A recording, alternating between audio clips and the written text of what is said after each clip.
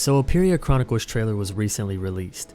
I didn't think we'd get any exciting information or gameplay until after G-Star, but this new trailer is definitely something to get excited about if Peria Chronicles was on your radar. Now if it wasn't on your radar, well, maybe after seeing this or doing a little research, the hype might just get you. But my purpose here is not to hype anybody or sell anyone on this game. It's just an MMO that I'm very excited for. It's bringing something new to the genre, and if you're an otaku, if you love anime, most likely you're already in love with this game from the little gameplay you've seen. Look at this though. I really wish I was at G-Star. I would kill to be there right now, to actually play Peria Chronicles and share my thoughts with you guys from an actual experience with the game, but enough dreaming for now. In the description of this video you can find an official link to the new 2016 G-Star Peria Chronicles trailer. I suggest you watch it before this video, or watch it with me as we break down different parts of the trailer together. If there are some things you noticed that maybe I didn't, please share them in the comment section.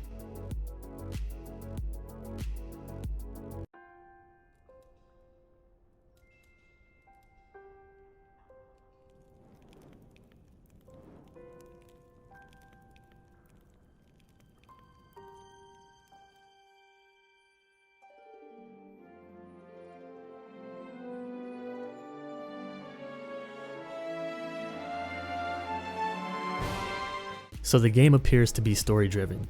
These scenes could just be exclusive to the trailer, but since we see some of these characters in a lot of the artwork for the game, it makes me think they play an important role in some type of story, especially the girl who dresses in blue. But what makes me think that these scenes are exclusive to the trailer, and that there won't be a major storyline in the game involving these characters, is the fact that the game appears to be completely player driven. Towns, dungeons, and missions created by players. Or could that just be a bonus added to the storyline of the game? If you're not familiar with Peria, these are some of the features the devs spoke about. Players being able to create tons of content in the game.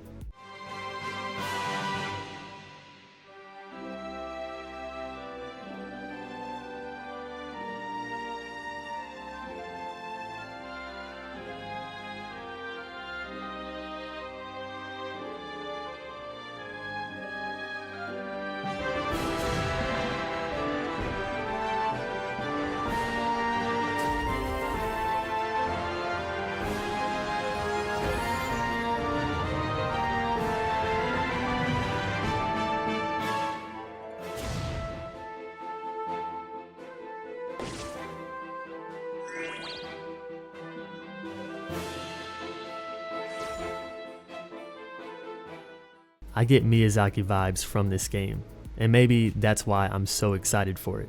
And right here you see the weapon in her hand kind of fade away, similar to Final Fantasy 15 and how Noctis can spawn weapons.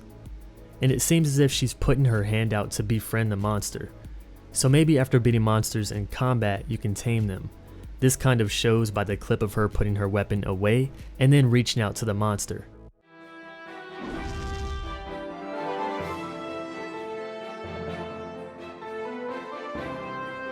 With all the people in town dancing, and this being a sandbox game that also caters to the anime community, I think this shows that there will be many roleplay like functions, emotes and such, maybe even more than Revelation.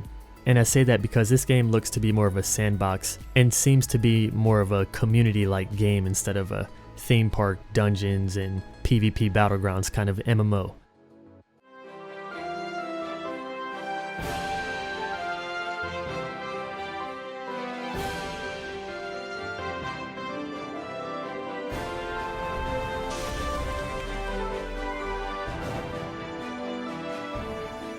Some monsters in this trailer look legendary, extremely detailed, and some look more basic, kind of like Pokemon. The legendary monsters always stand out.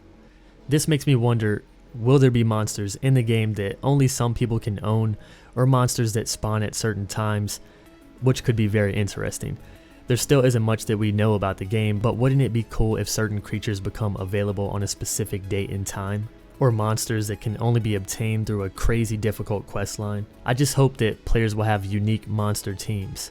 I hope they create tons of monsters so players won't be limited to just a handful. Please, Peria. Please. This slice animation. This angle makes me feel as if we can be in control of the monsters, but maybe it's just a camera angle, and from the past trailer I don't think you can, but no one's played it just yet, so who knows, the possibility is there.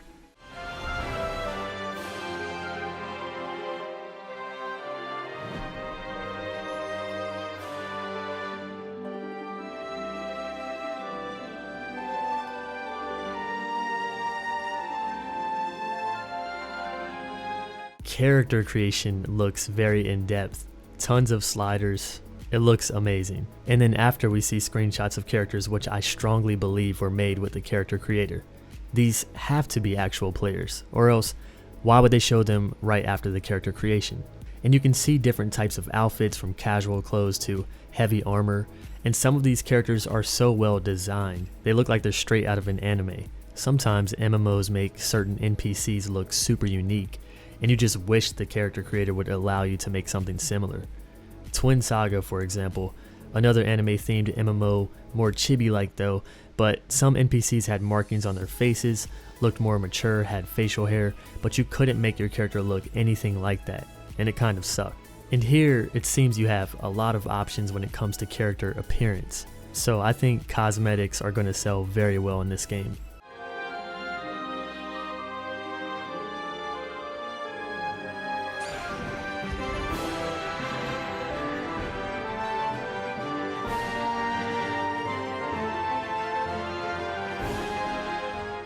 Down here, the demi-human, ram-like woman creature seems to be guiding the player with building a town or dungeons. The player can select different shapes to form the terrain, and after he's done, the jester-like creature creates what the player marked to be built. So maybe there's a build mode similar to Trove where you can swap control modes and start creating, or maybe you can go into an instance and build a town or dungeon, and then once it's finished you can place it into the actual world full of players. But I wonder if it's going to take resources or if it's going to cost.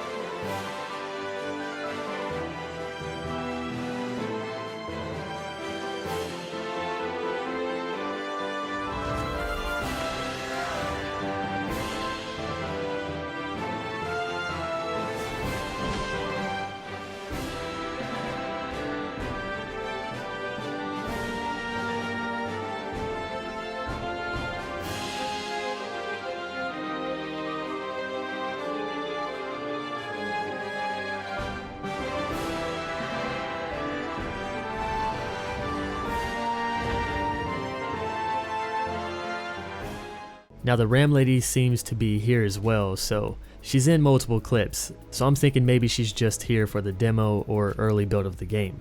During this duel between players, you can see that you actually get to take part in combat alongside your monsters. Your hotbar is also stocked with what looks like trading cards, and I believe, well, I'm pretty sure these are what you use to call on your monsters to help you in battle. There looks to be a typing, and next to it, the amount and type of mana you need to summon the monster. If you've played Magic the Gathering, Force of Will, or other types of TCGs, you might be familiar with this. There also looks to be damage and elemental damage, or health and damage. I'm still not sure about these numbers and how they'll work, just an idea. But if you look to the left of the cards, you can see different elements. The player in this video seems to be building up the fire element. Now I wonder how you build elemental mana, and yes guys, I know it's too early to be giving it a name, but that's just what I'm going to call it for now. And from this clip, it looks like a 3v3.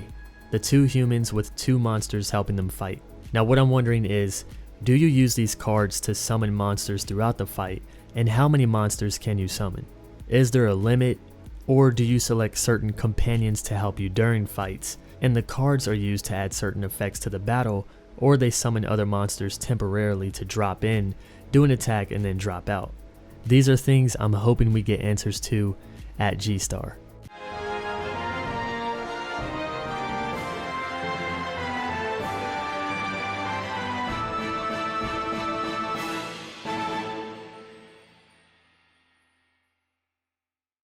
So that's the trailer, guys. Most of the stuff I've noticed that might have more meaning to it than we think, or me just going over the obvious.